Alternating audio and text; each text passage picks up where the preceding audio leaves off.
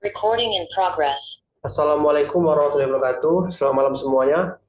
Perkenalkan saya Dea Agung Nugraha dengan nomor induk mahasiswa C1C020063. Di sini saya akan menjelaskan mengenai sumber hukum Islam, jenis dan definisi sumber hukum Islam, urutan pengambilan hukum Islam, ada mukjizat Al-Quran, kemudian fungsi dan peranan Al-Quran, fungsi as-sunnah, fungsi ijma, dan terakhir itu fungsi kias. Tanpa lama-lama, langsung saja kita masuk ke materi pertama, yaitu sumber hukum Islam.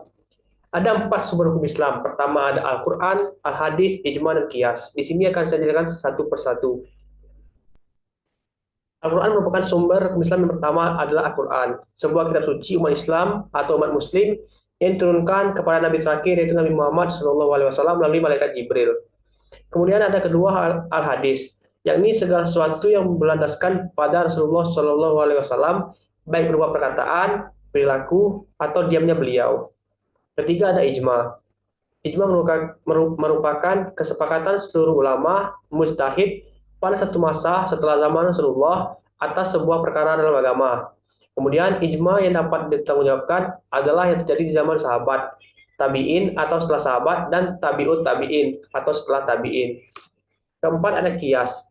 Kias ini menjelaskan sesuatu yang tidak ada dalil nasnya dalam Al-Quran ataupun hadis dengan cara membandingkan sesuatu yang serupa dengan sesuatu yang hendak diketahui hukumnya tersebut. Kita masuk ke materi kedua, yaitu jenis dan definisi sumber hukum Islam. Sumber ajaran Islam yaitu segala sesuatu yang melahirkan aturan yang mempunyai kekuatan yang bersifat mengikat, yang menjadikan dasar pedoman acuan syariat Islam. Islam bersumber dari Al-Quran dan hadis. Al-Quran adalah sumber hukum yang utama dari semua ajaran syariat Islam. Jadi di sini hukum Islam atau sumber hukum Islam itu adalah Al-Quran yang dipegang oleh umat-umat Muslim. Kemudian kita masuk ke urutan pengambilan hukum Islam. Sumber-sumber hukum Islam yakni Al-Quran, hadis, ijma, dan qiyas. Teori telaah hukum yang diawali oleh sahabat Mu'az bin Jabal, kemudian dilanjutkan oleh intelektual Muslim dari generasi ke generasi, salah satunya yaitu Imam Syafi'i. Kemudian Ustadz Teuku Khairul Fazli dalam bukunya yaitu berjudul Ushul Fikih Mazhab Syafi'i, dia mengatakan sebagaimana para ulama lainnya menetapkan bahwa Al-Quran merupakan sumber hukum Islam yang paling pokok.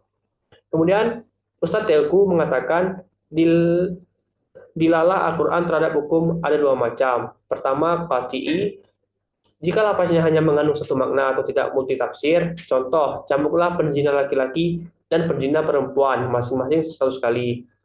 Kemudian kedua itu zani. Zani yaitu jika lafaznya mengandung makna lebih dari satu atau multitafsir. Contohnya itu, dan para istri yang diceraikan atau wajib menahan diri mereka atau menunggu 3 kali kuru. Hadis sebagai sumber hukum Islam, kedudukannya setingkat di bawah Al-Quran, sebagaimana firman Allah Al-Has ayat 7 yang berbunyi, apa yang diberikan Rasul kepadamu, maka terimalah, dan apa yang dilarangnya bagimu, maka tinggalkanlah. Kemudian di sini ada mukjizat Al-Quran. Ada 7 mukjizat Al-Quran. Pertama ada keindahan bahasa, kemudian ada munasabah, kemudian berita gaib, keempat informasi sejarah, kemudian yang kelima yaitu ilmu pengetahuan, keenam hukum, dan ketujuh bilangan. Di sini ada fungsi dan peranan Al-Quran. Ada 4 fungsi dari Al-Quran tersebut. Pertama, sebagai al-huda yaitu petunjuk atau sebagai pedoman untuk kita. Kemudian sebagai al-furqan atau pemisah. Kemudian ada asyifa atau sebagai obat. Dan yang terakhir itu al-mau'izah atau sebagai nasihat. Fungsi as-sunnah. Fungsi sunnah terhadap Al-Quran adalah pertama yaitu sunnah berfungsi sebagai penguat atau takkid atas apa yang dibawa Al-Quran. Kedua, fungsi sunnah sebagai penjelas atau tabyin atas apa yang terdapat dalam Al-Quran. Dan ketiga yaitu fungsi sunnah sebagai mustaqilah atau menetapkan hukum yang belum ada hukumnya dalam Al-Quran. Kita masuk ke materi ketujuh, fungsi ijma. Di sini ada pengertian dari ijma yaitu berfungsi dalam membuat kesepakatan para ulama dalam menetapkan suatu hukum-hukum dalam agama berdasarkan Al-Quran dan hadis dalam suatu perkara yang terjadi.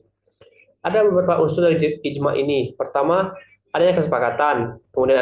Kemudian yang kedua, kesepakatan yang dilakukan haruslah dinyatakan secara jelas. Ketiga, Yang melakukan kesepakatan tersebut adalah mujtahid. Keempat, kesepakatan tersebut terjadi setelah wafatnya Rasulullah. Dan yang terakhir itu yang disepakati itu adalah hukum syara mengenai suatu masalah atau peristiwa hukum tertentu. Kita masuk ke materi terakhir, yaitu fungsi kias. Di sini saya jelaskan terlebih dahulu apa itu kias. Kias adalah penetapan suatu hukum dan perkara baru yang belum ada pada masa sebelumnya, namun memiliki kesamaan dalam sebab, manfaat, bahaya, dan berbagai aspek dengan perkara terdahulu, sehingga dihukumi sama. Di sini ada beberapa rukun kias. Ada 4, yaitu pertama, al-has atau pokok. Ini yaitu sesuatu yang telah ditetapkan ketentuan hukumnya berdasarkan nas, baik berupa Quran maupun sunnah. Kedua, al-far'u atau cabang. Ini adalah masalah yang hendak dikiaskan, yang tidak ada ketentuan nas yang menetapkan hukumnya. Ketiga, hukum as. Hukum as adalah hukum yang terdapat dalam masalah yang ketentuan hukumnya itu ditetapkan oleh nas tertentu, baik dari Quran maupun sunnah. Dan terakhir yaitu illah. Illah adalah suatu sifat yang nyata dan berlaku setiap kali suatu peristiwa terjadi. Baik, itu saja materi yang dapat saya sampaikan. Lebih dan kurang saya mohon maaf. Saya akhiri. Wassalamualaikum warahmatullahi wabarakatuh. Waalaikumsalam.